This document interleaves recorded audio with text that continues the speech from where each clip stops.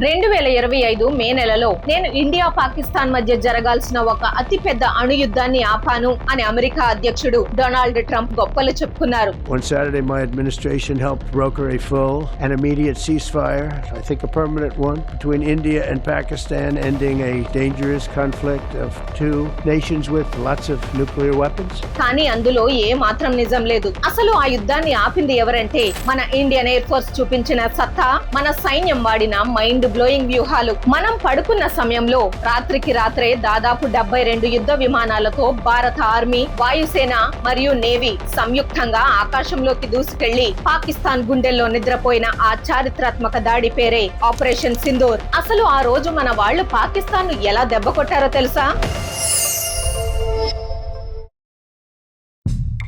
2025 April 22న కాశ్మీర్లోని పహల్గాంలో లష్కర్-ఏ-తోయిబా అనుబంధ సంస్థ టిఆర్ఎఫ్ ఉగ్రవాదులు ఒక ఘాతుకానికి ఒడిగట్టారు. మతం ఆధారంగా వేరు చేసి 26 మంది అమాయక పర్యాటకులను దారుణంగా చంపేశారు. ఈ దారుణానికి దీటైన ప్రతీకారం తీర్చుకోవాలని మన దేశం నిర్ణయించుకుంది. మే 7న మన త్రివిధ దళాలు ఆపరేషన్ సింధూర్ ను ప్రారంభించాయి. పాకిస్తాన్ మరియు పిఓకేలోని 9 ఉగ్రవాద శిబిరాలపై మన వాళ్లు దాడులు చేశారు. దీనితో పాటు ఇస్లామాబాద్ కు ఆనుకుని ఉన్న ఒక కీలకమైన మిలిటరీ బేస్ పై కూడా మన సైన్యం అత్యంత ఖచ్చితత్వంతో దాడి చేసి పాతాళంలోకి పంపింది. శత్రువుల రాడార్లకు చిక్కకుండా ఉండేందుకు మన వాయుసేన స్టెల్త్ టెక్నాలజీ ఉన్న ఫైటర్ జెట్లను వాడింది. సుఖోయ్, రాఫెల్ విమానాలతో బంకర్లను ఛేదించే బాంబులను ప్రయోగించారు. ఈ దాడిలో పాకిస్తాన్ బేస్ పూర్తిగా నాశనమైందనడానికి మనకు దొరికిన శాటిలైట్ ఫోటోలే నిదర్శనం. మన దాడులతో ఉక్కిరిబిక్కిరైన పాకిస్తాన్ ఎదురు దాడిగా ఒక కొత్త వ్యూహం పన్నింది. వందల కొద్ది చౌకైన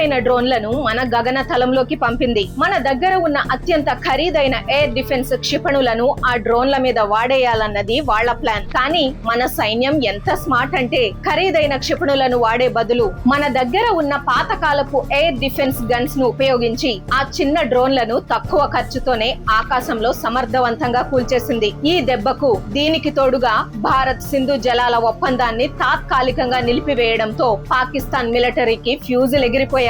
ఏం చేయాలో దిక్కుతోచక మే 10న Pakistan director general of military operations స్వయంగా మన వాళ్లకు ఫోన్ చేసి కాల్పుల విరమణకు బతిమలాడుకున్నారు. ఈ ఆపరేషన్ సింధూర్ తో ప్రపంచానికి ఒక పెద్ద నిజం అర్థమైంది. రాబోయే కాలంలో యుద్ధం అంతా డ్రోన్లదే. కానీ లక్షల రూపాయలు చేసే డ్రోన్లను కొట్టడానికి కోట్ల రూపాయల క్షిపణులు వాడటం కరెక్ట్ కాదు. అందుకే డిఫెన్స్ రంగంలోకి లేజర్ ఆయుధాలు ఎంట్రీ ఇచ్చాయి. ఇజ్రాయెల్ డెవలప్ చేస్తున్న ఐరన్ బీమ్ దీనికి బెస్ట్ ఎగ్జాంపుల్. ఇది డ్రోన్లను ఖచ్చితమైన లేజర్ కిరణాలతో క్షణాల్లో కాల్చేస్తుంది. దీనికి అయ్యే ఖర్చు ఒక్కో షాట్ కి కేవలం 170 రూపాయల కంటే తక్కువే. కానీ బాంబులు, లేజర్ల కంటే మిలిటరీని శాసించబోతున్న అత్యంత భయంకరమైన ఆయుధం ఇంకోటి ఉంది. అదే ఆర్టిఫిషియల్ ఇంటెలిజెన్స్. శత్రువు ఎవరో గుర్తించి ఎవరిని చంపాలి అనే నిర్ణయం కూడా ఇకపై ఏఐ తీసుకుంటుంది. అమెరికా, చైనా లాంటి దేశాలు ఇప్పటికే ఆటోమేటిక్ గా టార్గెట్ ను గుర్తించి దాడి చేసే లీథల్ ఆటోనమస్ వెపన్ సిస్టమ్స్ డ్రోన్లను డెవలప్ చేశాయి. ఇక భవిష్యత్తులో యుద్ధాలు సరిహద్దుల్లోనే జరగవు.